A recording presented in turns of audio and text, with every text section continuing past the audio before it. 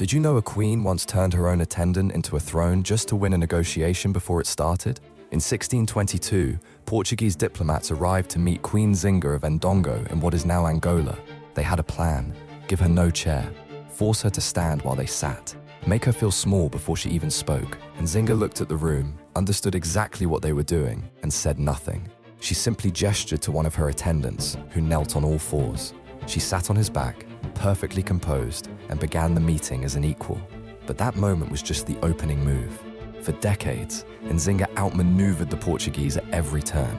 She formed military alliances with rival powers. She converted to Christianity when it was useful, then abandoned it when it wasn't. She trained guerrilla fighters and held territory that every neighboring kingdom had already lost. She ruled until she was 82 years old. The Portuguese never did figure out how to get the upper hand. She never gave them the chance.